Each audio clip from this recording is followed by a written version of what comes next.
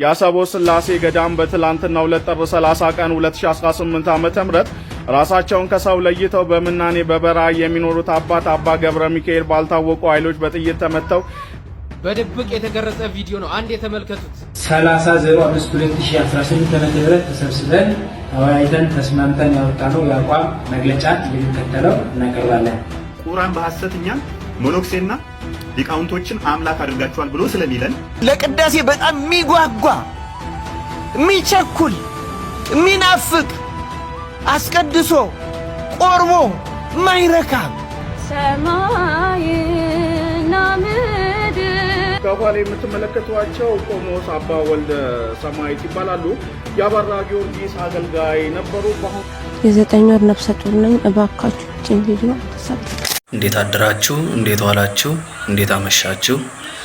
ዛሬ አዲስ በሆነ ቪዲዮ ተመልሼ መጥቻለሁ። የመጀመሪያ ቪዲዮ የሚሆነው ሞኖክሲው በሰርግ እንዳገባ የሚያሳይ አንዳንድ ቪዲዮ አሉ። እነሱን አንድ ላይ እናየዋለን። በመቀጠል ደግሞ አንድ አባታችን ሞኖክሴ እንደተገደሉ በጥይት የሚያሳይ አንድ ቪዲዮ አለ። እሱንም አንድ ላይ እንቃኘዋለን። ቀጥሎ የማሳያችሁንም አንዳንድ አዳዲስ ሰበር የሆኑ መረጃዎችንም አብረን እንቃኘዋለን። ቀጥታ ወደ መጀመሪያው ቪዲዮ እንሂድ።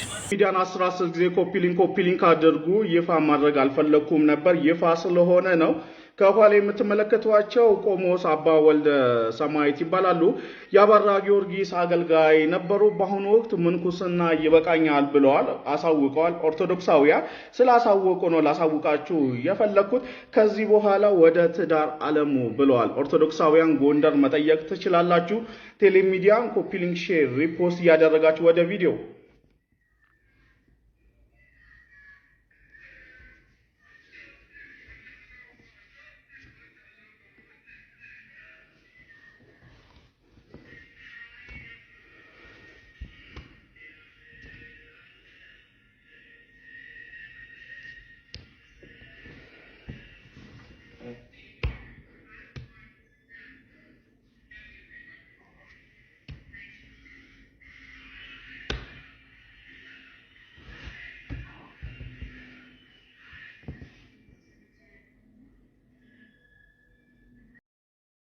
ይህ የምትመለከቷቸው አባት ቀደመው የገዳም ሞኖክሴ ነበሩ። የገዳም ምንኩስና አያስፈልገኝም በቃኝ በማለት ወደ ዓለም ትዳር ውስጥ ገብቷል። ቀደመው ምንኩስና ምን ማለት እንደሆነም አልተረዱም።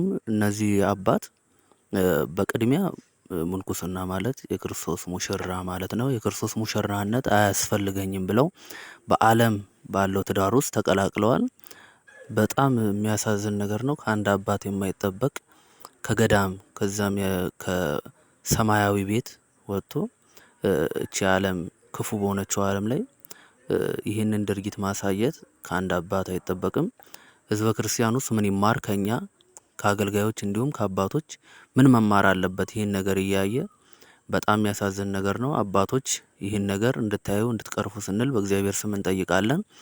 በቀጣይ የምናየው ደግሞ የአቋም መግለጫ የሰጡት ነገር አለ። እስቲ የአቋም መግለጫ ምንድነው የሚለውን አብረን እናየዋለን። 30/05/2018 ዓ.ም የኢትዮጵያ ኦርቶዶክስ ተዋሕዶ ቤተክርስቲያን ሀዲያና ስልጤ ሀገረ ስብከት ዓለም አቀፋዊ የሀዲያ ኦርቶዶክስ ተዋሕዶ እምነት ተከታዮች ካህናት፣ ዲያቆናት፣ መምህራንና መዘምራን አጠቃላይ ምዕመናን 30/05/2018 ዓ.ም ተሰብስበን ተወያይተን ተስማምተን ያወጣነው የአቋም መግለጫ እንደሚከተለው እናቀርባለን።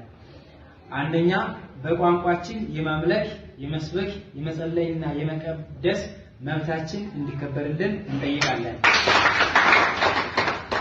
ሁለተኛ፣ የቤተ ክርስቲያናችን መገልገያ መጻሕፍት በቋንቋችን ተተርጉሞ ለአገልግሎት እንዲውል እንጠይቃለን።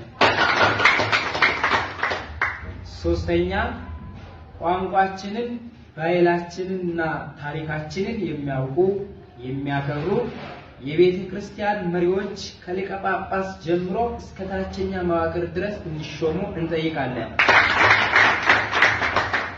አራተኛ፣ ከቤተ ክርስቲያናችን በተለይም ከዚህ ሀዲያና ስልጤ ሀገረ ስብከት ክራይ ሰብሳቢነት፣ ብልሹ አሰራር፣ የመልካም አስተዳደር ችግሮች እንዲወገዱ እንጠይቃለን።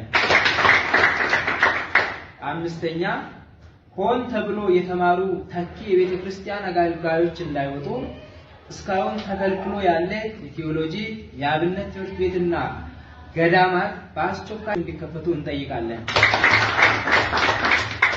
ስድስተኛ በቋንቋቸውና የሀዲያ ብሔር በመሆናቸው ምክንያት ከአገልግሎታቸው የተገለሉና ያለ ደሞዝ የሚያገለግሉ ካህናትና አገልጋዮች በአፋጣኝ ወደ አገልግሎታቸው እንዲመለሱ እንጠይቃለን። ሰባተኛ በሀገረ ስብከቱ የሀዲያ ብሔር ተወላጆች የሆኑ ካህናትን፣ መምህራንና ዲያቆናትን፣ መዘመራንን ያገለለ አሰራር እንዲቆም እንጠይቃለን። ስምንተኛ የመብት ጥያቄ በሚጠይቁ ካህናት፣ ዲያቆናትና አገልጋዮች ላይ እየደረሰ ያለ ዛቻና ማስፈራሪያ እንዲቆም እንጠይቃለን። 30/05/2010 በቀጣይ የምናየው ቪዲዮ ደግሞ አንድ በድብቅ የተቀረጸ ቪዲዮ አለ። ይህ ቪዲዮ አባቶችን ምን እንደሚያደርጉና ምን አይነት በመዝሙር ምን አይነት ተግባር እንደሚያሳዩ የሚያሳይ ነው። ሁላችንም እስቲ ይህንን ቪዲዮ አንድ ላይ እንየው። በድብቅ የተቀረጸ ቪዲዮ ነው። አንድ የተመልከቱት።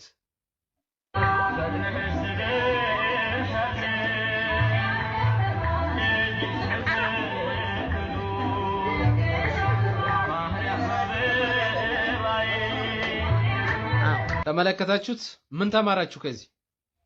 አባቶች መጫወት መቀለድ አይችሉም እንዴ? የቁም እስረኛ ናቸው? እንደዚህ ብላችሁ ነው የምታስቡት? ይህንን ቪዲዮ የቀረስክ ሰውዬ እዚህ ቪዲዮ ስር የተጻፈልን ኮሜንት በስነ ስርዓት ካነበብከው ጥሩ ስራን የሰራሁት ብለህ ታስባለህ? እነሱ የቁም እስረኛ እኮ አይደሉም። መቀለድ መጫወት መሳቅ አይችሉም? ያሉበት ቦታስ የት ነው ያለው? ሰርግ ቦታ ይመስለኛል፣ ጥሪ ቦታ ነው፣ ድንኳን ውስጥ ነው ያሉት። መቀላለድ አይችሉም ወይ ነው? ቤተክርስቲያን ውስጥ አይደሉም። ምዕመናንን ትምህርት እያስተማሩ አይደለም። በእንደዚህ አይነት ቦታ እንኳን ቀልደው ስቀው ተጫውተው ደስተኛው ነው ወደ ቤታቸው መመለስ አይችሉም? ለምን ይሄን ማድረግ አስፈለገ? ኧረ ተው በፈጣሪ ስም ፈጣሪን ፍሩና አንዳንድ ጊዜ የምታደርጉትን ነገር ጥንቃቄ አድርጉ። በቃ ይሄ ሆን ብሎ ያጠፉት ወይ ደግሞ ሆን ብሎ ያደረጉት ነገር አለ። በቃ እየቀለዱ እየተጫወቱ ነው። ያሉበትን ቦታ ደግሞ ትምህርት የሚያስተምሩበት መድረክ ላይ አይደሉም ያሉት። ስለዚህ ይሄንን ማድረግ ለምን አስፈለገ ነው? በውስጥ ስጽፍልህ ምን ብለህ እንደመለስክልኝ በጣም ያናደል። የእውነት ለምን እንደዚህ ማድረግ አስፈለገው? በመቀጠል ደግሞ አንድ ወንድማችን ለሴቶች ያስተላለፈው አንድ መልእክት አለ። ይህ መልእክት ምንድነው የሚለውን እስቲ አብረን አይተን እንመለስ። እህታችን ባለማወቅ እንጂ አውቀሽ እንዲህ እንደማታደርጊ ተስፋ አደርጋለሁ። በመጀመሪያ ስንነሳ እንኳን ሱሪ ለብሰሽ መዘመር ይቅርና ክርስቲያን በመሆንሽ ብቻ ሱሪ መልበስ አይፈቀድልሽም። ሱሪ የምትለብሱ ሴቶች ጭራሽ ደግሞ ይባስ ብሎ ሱሪ ለብሳችሁ ምትዘምሩ፣ ከዛ ሲብስ ደግሞ ለቅሶ ነው ምን እያላችሁ እያሳበባችሁ ሱሪ ለብሳችሁ ቤተክርስቲያን ውስጥ የምትንጎማለሉ ሴቶች ይሄንን ማወቅ አለባችሁ። እናንተ እግዚአብሔር ላይ ያመጻችሁ እንደሆነ ልታውቁ ይገባል። እግዚአብሔር በመጽሐፍ ቅዱስ ቃሉ ወንድ የሴትን ሴት የወንድን አይልበስ ብሎ ያዘዘውን ትእዛዝ እያፈረሳችሁ እግዚአብሔር ላይ ያመጻችሁ። አንተ ሱሪ አትልበስ ብለን ነበር፣ እኛ ግን ይኸው ለብሰን ከቤት እንመላለሳለን።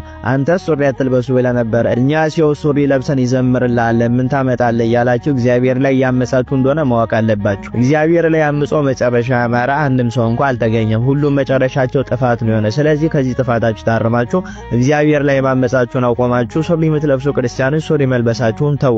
ቀሚስ ነው ለእናንተ የተፈቀረው። ሁለተኛ ነገር ደግሞ ሱሪ ለብሳችሁ ቤተክርስቲያን ውስጥ የምትንጎማለሉ ቤተክርስቲያን ውስጥ የምትመላለሱ ሴቶች እረፉ የሚላችሁ ሰው ብታጡ እንኳን እናንተ እግዚአብሔርን ፈርታችሁ ቢያንስ ከቤት መተናል ሱሪ ለብሰናል ብላችሁ እግዚአብሔርን ከምትገዳደሩት ሱሪ መልበሱን ብታቆሙት፣ ቢያንስ ድፍረታችሁን ቀንሳችሁ ቤተክርስቲያን ለብሳችሁ መምጣት ብታቆሙ መልካም ነው። ሁለተኛ ነገር ደግሞ ሱሪ ላይ ነጠላ ደርባችሁ ሊቃል እግዚአብሔርን መዝሙርን እንዘምራለን ብላችሁ ተራፍራችሁ ሚዲያ ላይ ባትወጡ መልካም ነው። ብቻችሁንም ቢሆን እንዲያታደርጉ። ሌሎቻችሁ ደግሞ በውስጥ አትነግራትም ለምንድነው በውስጥ ማጨሩስ የምትሉ ሰዎች በግልጽ የተሰራን ኃጢአት በግልጽ ነው መናገርና መገሰጽ ያለብን። ይሄንን አውቃችሁ ከዚህ ድርጊታችሁ ከዚህ ንግግራችሁ ተቆጠቡ። ኮሜንትም አትጻፉ። ስለዚህ እህቴ የኔ ምክሬን ሰምተሽ ከዚህ ስራሽ ተቆጥበሽ የለቀቅሽውን ቪዲዮም እንደምታጠፊና ይቅርታ እንደምትጠይቂ ተስፋ አደርጋለሁ።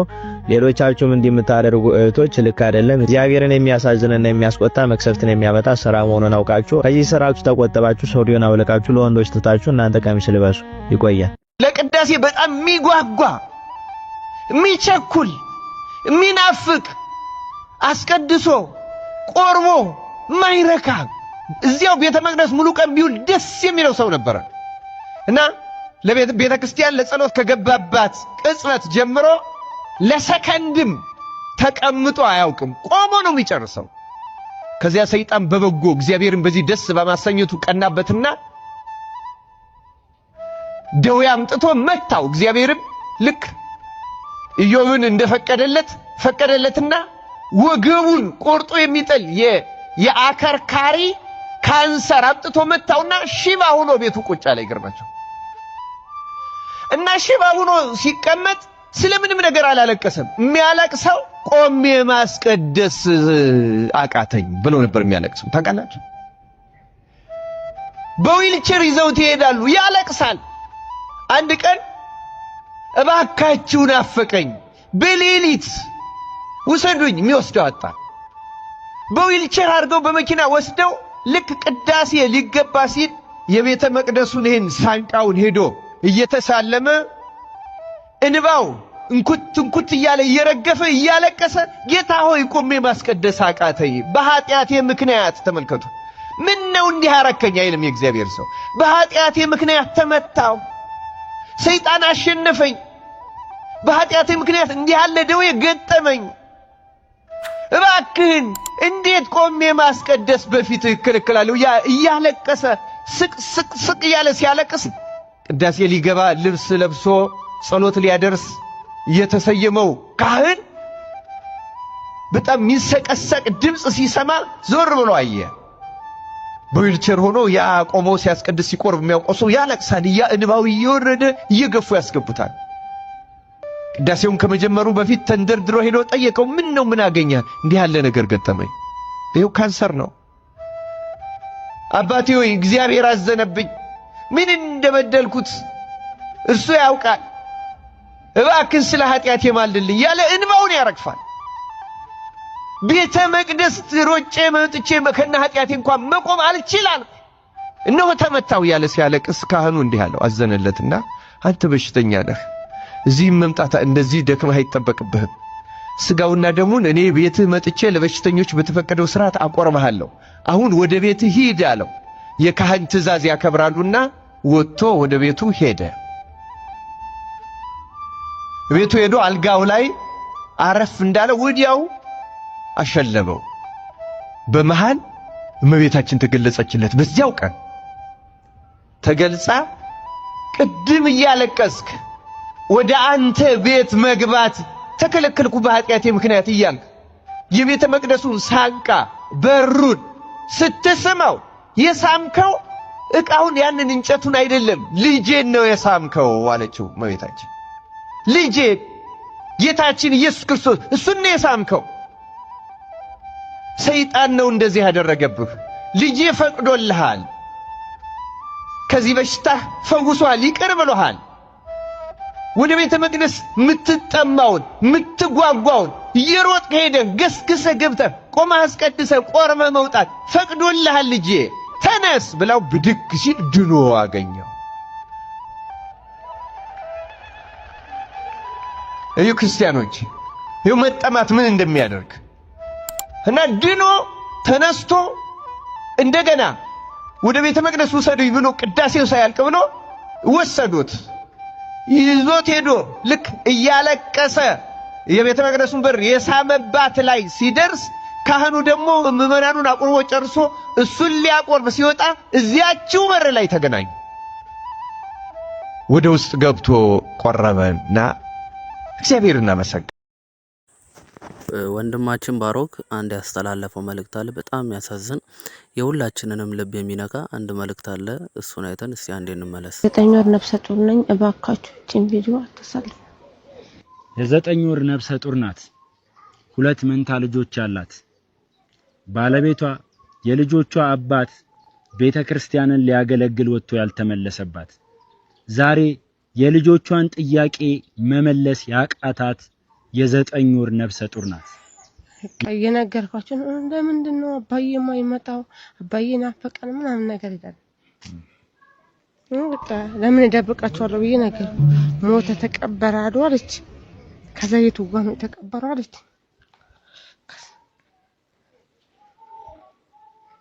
እሱ ነው ትንሽ ውስጤን ከበድ የሚያደርግ። ልጅ ያላችሁ ቤተሰብ ያላችሁ ስለምን እቺን እንደማትሰሙን አላቅም። ስለምን ይሄንን አብዝታችሁ ኮፒ ሊንክ በማድረግ የሆኑ ሰዎች ጆሮና ልብ ውስጥ ለምን እንደማታደርሱልን አናውቅም። እባካችሁን ይሄንን ጥቁር ልብሳችንን ቀይረን ነጭ ልብሳችንን የምንለብስበት ቀን ሩቅ አይሁን። እባካችሁን ይሄንን ማድረግ ትችላላችሁ። ይሄንን ቻሌንጅ ብቻ ተቀላቀሉ። 10,000 ሰዎች ብቻ 200 ብር አስገቡልን። ይሄንን ብቻ አድርጉልን። ስለምታደርጉት ነገር ሁሉ ወላዲተ አምላክ ወላዲተ ቃል እሷ አይጠና ሆዷ ድንግል ማርያም ከክፉ ነገር ተጠብቃችሁ ማሰሯችሁን ጎዶሏችሁን ሁሉ ትምላላችሁ። ወላዲተ አምላክ ወጥቶ ከመቅረት ትሰውራችሁ። ግዴላችሁም ኮሜንት ላይ አሜን በሉ። እዚህ ቤት የገባው ሐዘን ሁላችሁም ቤት አይግባባችሁ። አሜን በሉን ኮሜንት